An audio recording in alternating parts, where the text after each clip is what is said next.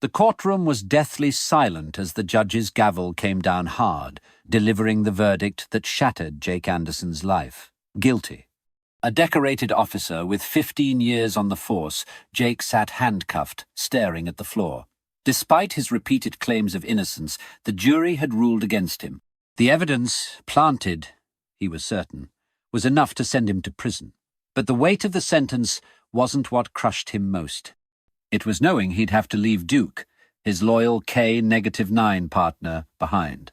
Duke sat near the back of the courtroom, his sharp gaze locked on Jake. The German shepherd had been more than a partner. He had been Jake's constant companion through life or death moments. Now, as Jake faced the lowest point of his life, the thought of never seeing Duke again was unbearable. When the judge rose to leave, Jake's voice broke through the tense silence. "Your Honor," he said, his voice cracking. "But before I'm taken away, I have one last request. Please, let me say goodbye to Duke." The courtroom murmured in surprise. The judge stopped, studying Jake for a long moment. Finally, he nodded, his voice firm but sympathetic. 3 minutes, he said. As soon as Duke was released, the dog sprinted toward Jake, his claws clicking loudly on the floor. Jake dropped to his knees, pulling Duke into a tight embrace. "I'm so sorry, buddy," Jake whispered, tears streaming down his face. "I let you down. I won't be there anymore," Duke whimpered, nuzzling into Jake's chest. But then, something changed. Duke's body tensed, and his nose began to work frantically against Jake's jacket. He tugged at the fabric, barking sharply. The sudden sound broke the solemn stillness of the courtroom, drawing every eye. "What's the dog doing?" the judge asked, frowning. Duke pulled harder, his sharp barks echoing off the walls. One of the officers stepped forward cautiously and began to check Jake's jacket. The tension in the room became suffocating. Then, with a metallic clink, a small object fell to the floor. It was a recording device. The prosecutor's face went pale. He stepped forward quickly, his voice shaky. "This doesn't prove anything," he snapped, trying to regain control of the moment.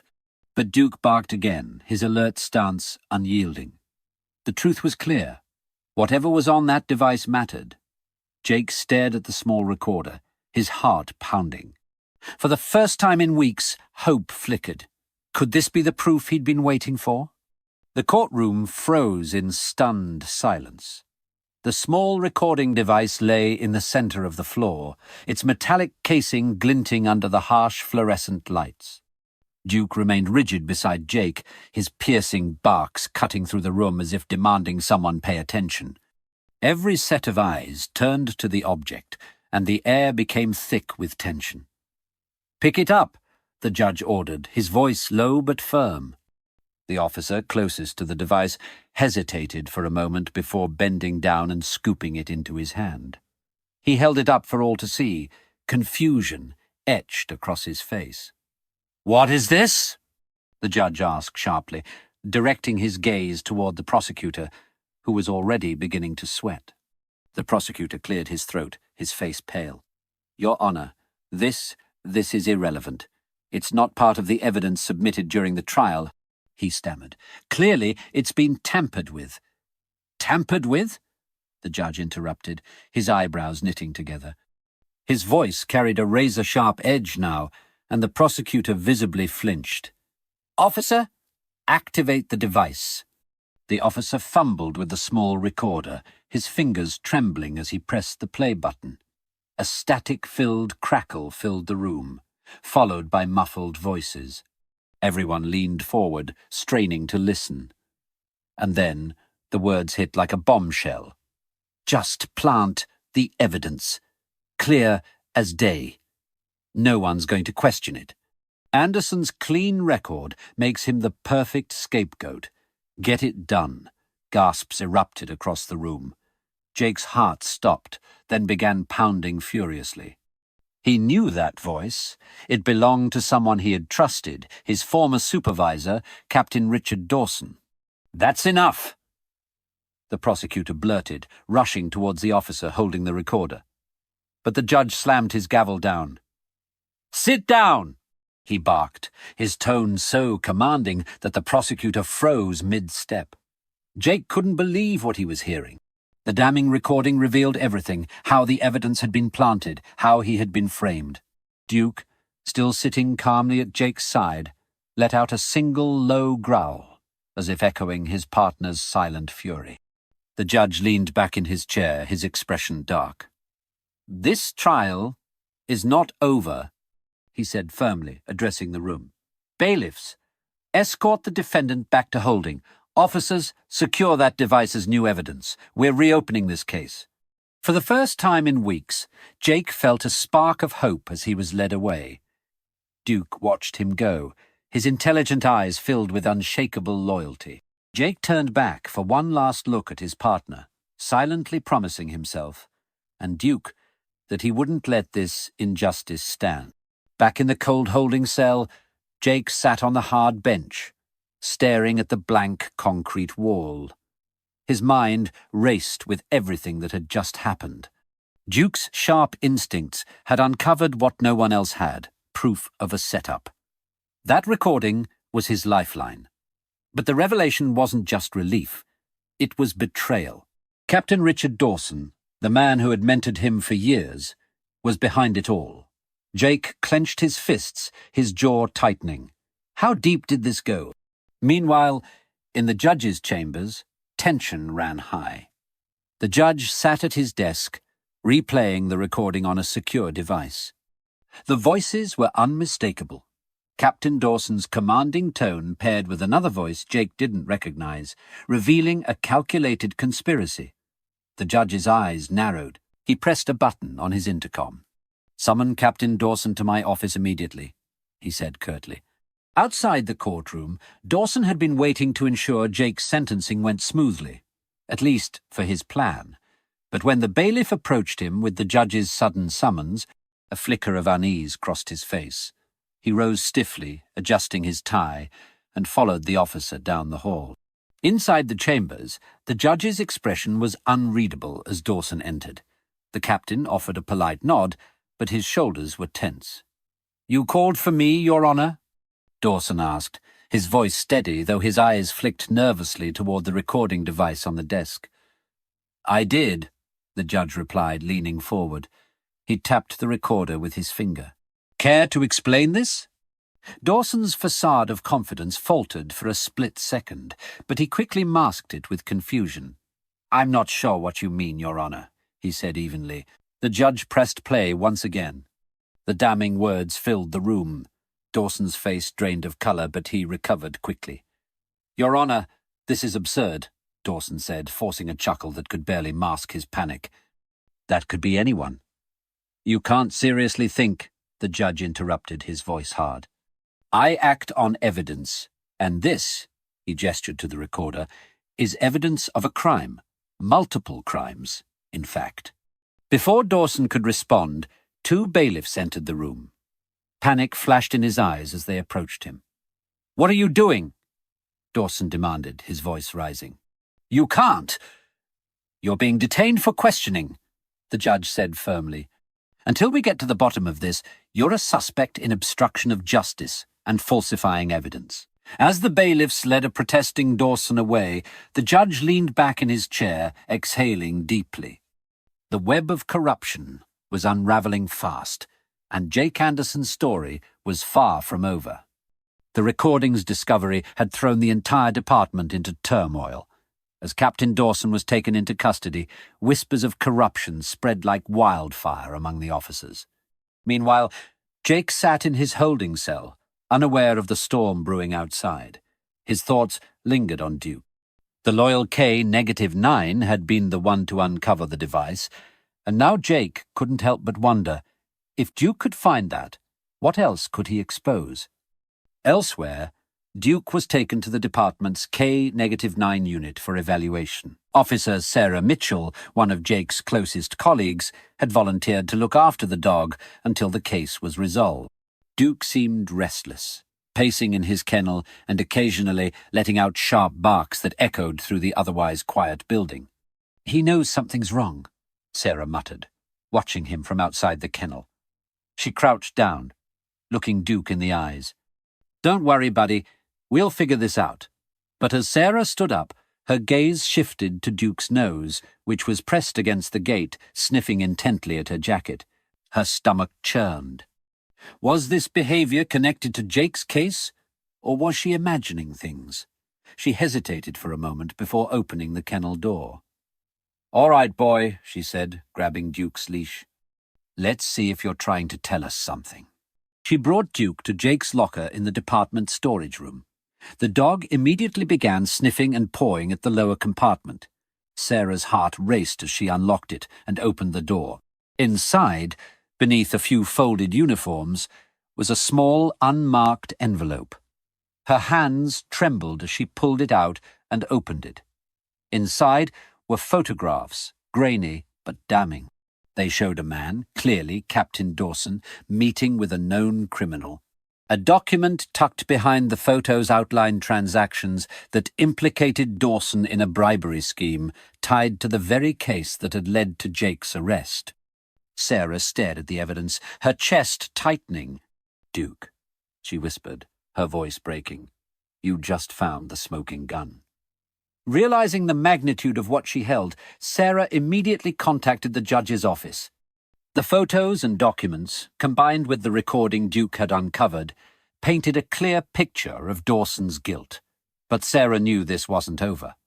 If Dawson had orchestrated this setup, he likely hadn't done it alone.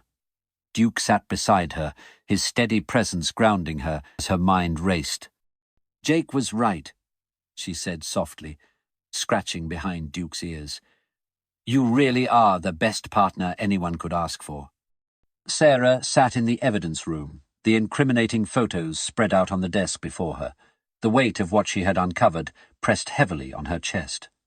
Captain Dawson wasn't just a corrupt officer. He was part of something much larger.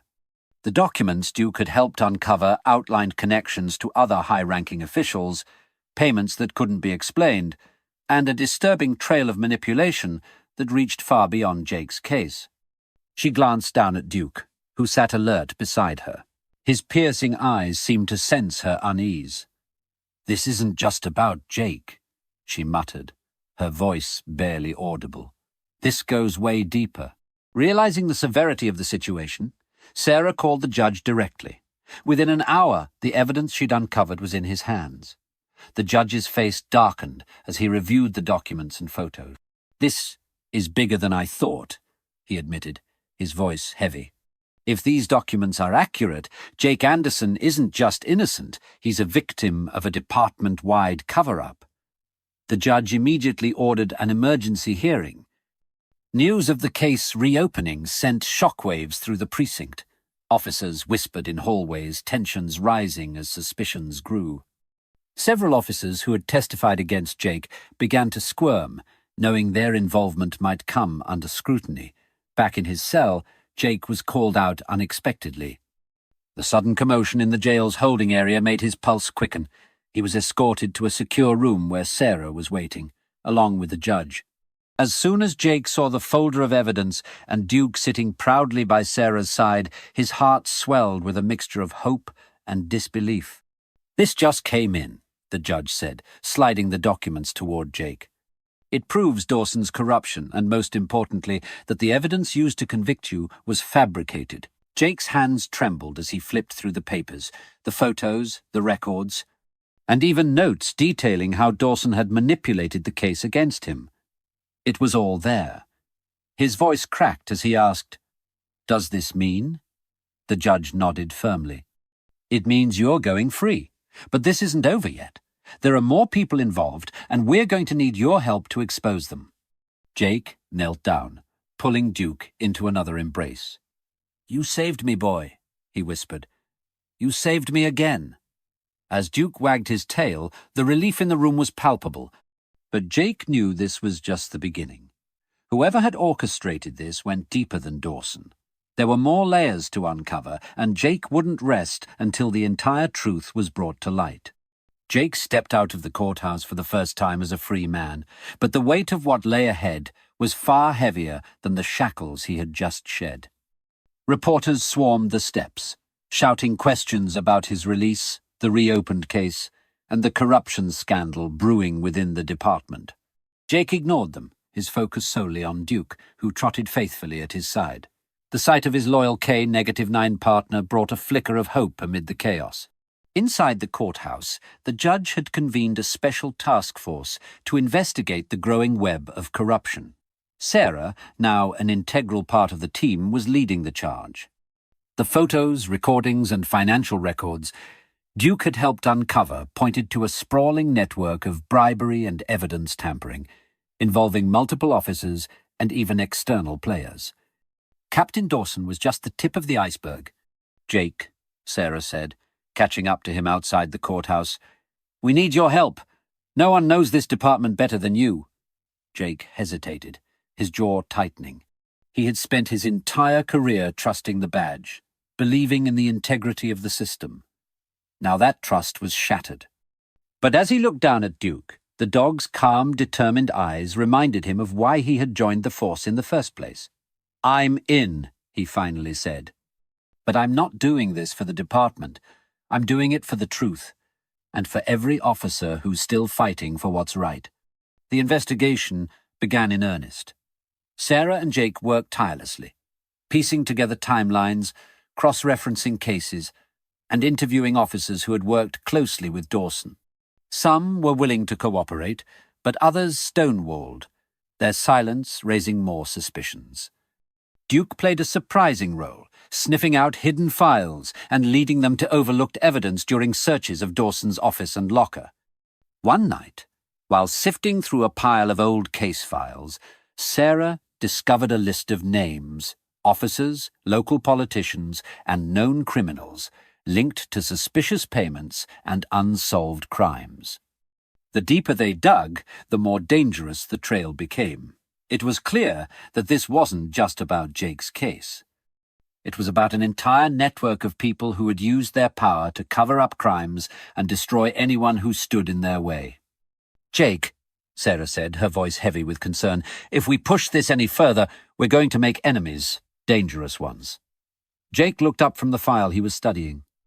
"We've already made them," he said, "but I'm not stopping, not until the whole truth comes out." Duke let out a soft bark, as if in agreement. Jake reached down to scratch the dog behind the ears, his resolve hardening. They weren't just fighting for justice anymore. They were fighting for everyone who had been silenced, betrayed, or framed. The task force was working around the clock. Boxes of evidence filled every available desk in the small conference room that had become the investigation headquarters. Jake, now officially cleared of all charges, had thrown himself into the work. The deeper they dug, the more twisted the web of corruption became.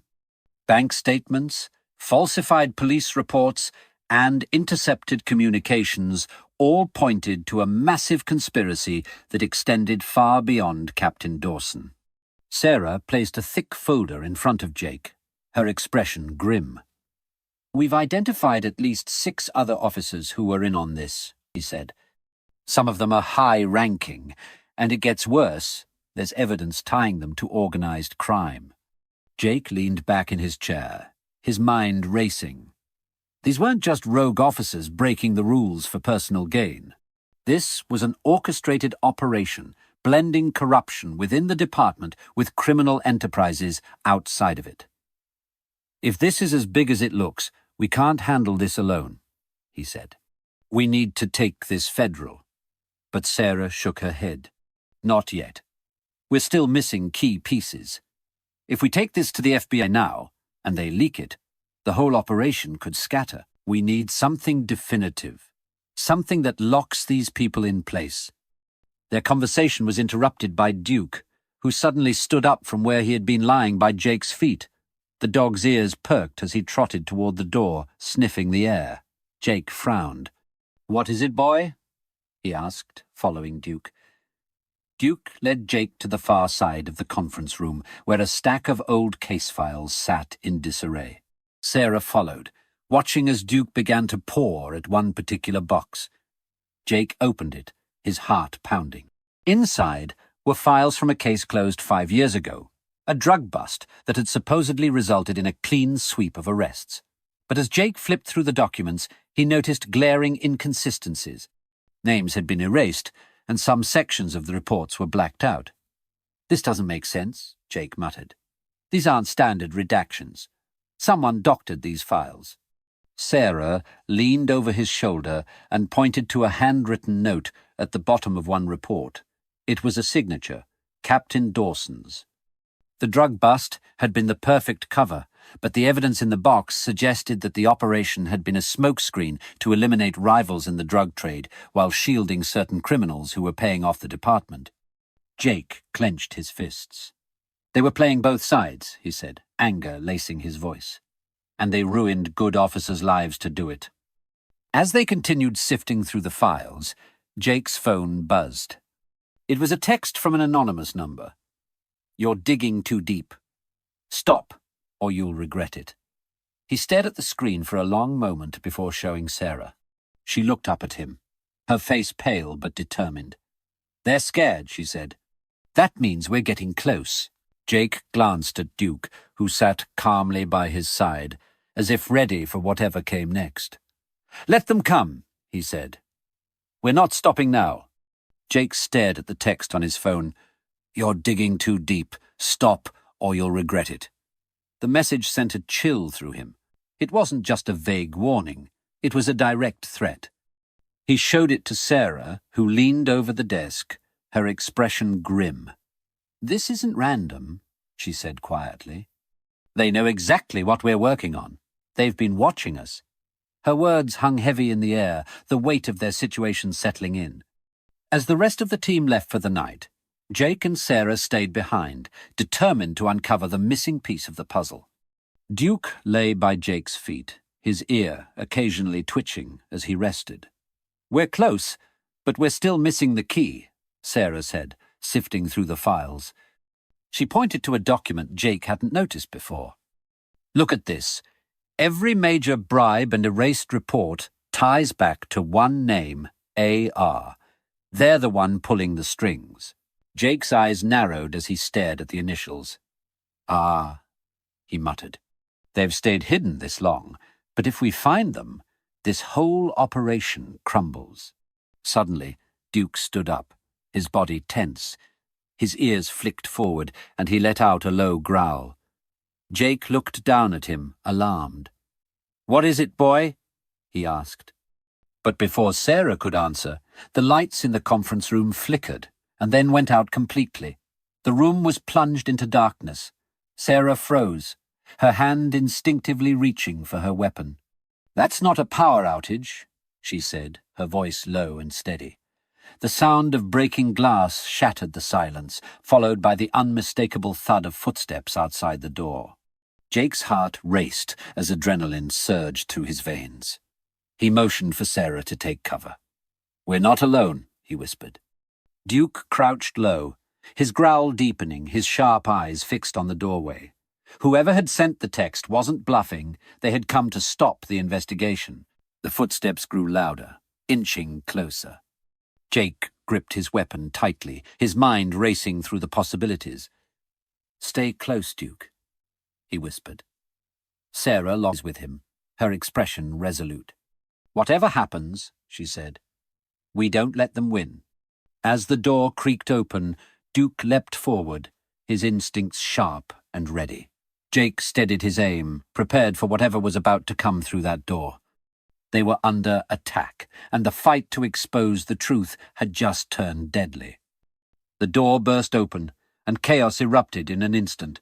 A shadowed figure stepped into the room, their weapon drawn. Before they could react, Duke lunged with incredible speed, clamping his jaws onto the intruder's arm.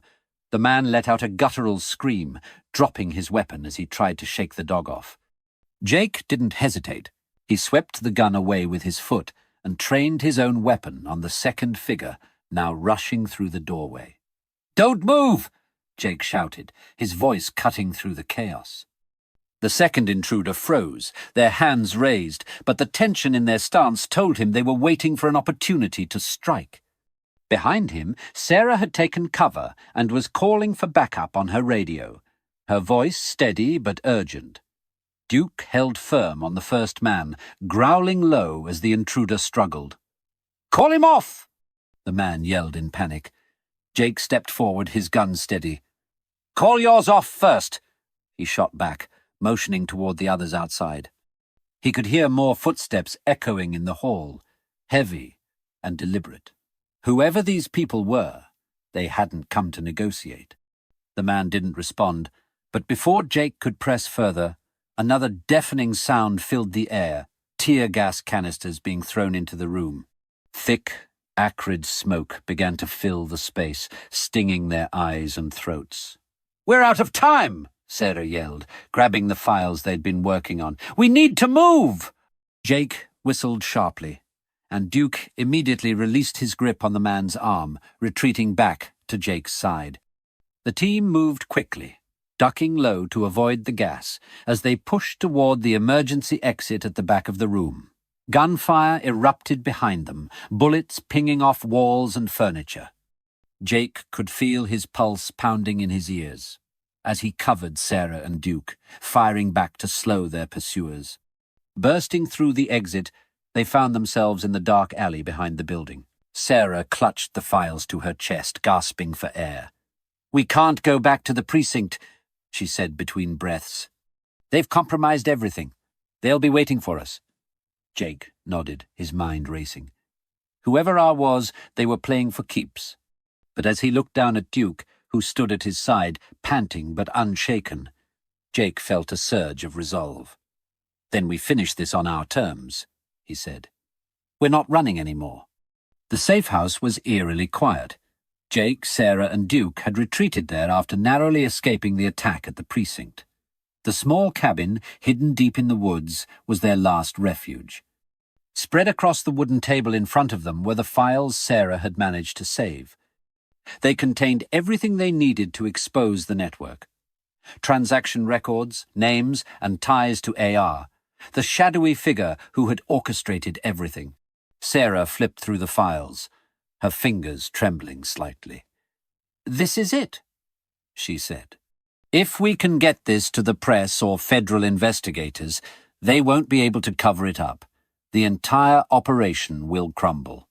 Jake nodded, but his eyes stayed fixed on the window, scanning the tree line. He knew it wasn't over. Whoever had attacked them wouldn't stop until they were silenced. Suddenly, Duke's ears perked, and he let out a low growl, his body tensed. Jake froze, his hand instinctively reaching for his weapon. "They found us," he whispered. Sarah looked up, her face pale but determined. "How?" "We've been careful." Jake shook his head. "It doesn't matter. They're here." The first shot shattered the stillness, breaking through the cabin's window. Glass sprayed across the room as Jake shoved Sarah behind the table for cover. Duke barked furiously, standing his ground at Jake's side. More shots rang out, the attackers closing in. Jake took a deep breath, adrenaline flooding his veins. "Stay down," he told Sarah. "Duke and I will hold them off." He and Duke moved in perfect sync as the attackers breached the front door. Jake fired, taking out one of the intruders. Duke lunged at another, his powerful jaws bringing the man to the ground. But the attackers kept coming. Sarah crawled toward the files, grabbing the most important documents and stuffing them into a bag. "Jake!" she shouted over the gunfire. "We need to get these out of here now!" Jake nodded, his face grim. "Go. Duke and I will cover you." Sarah hesitated for a split second before slipping out the back door, disappearing into the darkness with the evidence in hand. Jake and Duke held their ground, pushing back the attackers with every ounce of strength they had. Just as the last intruder fell, sirens echoed in the distance. Backup had finally arrived. Days later, the story broke nationwide. Sarah had delivered the files to a trusted journalist, and the resulting exposé brought the entire network crashing down. Arrests were made at every level, from corrupt officers to AR himself, revealed to be a powerful local politician who had been using the police department as his personal enforcers. Jake was hailed as a hero, though he brushed off the attention. Standing on the porch of his home, he watched Duke play in the yard. The loyal dog had saved him more times than he could count, and their bond had grown unbreakable. "We did it, boy," Jake said softly, kneeling to scratch behind Duke's ears.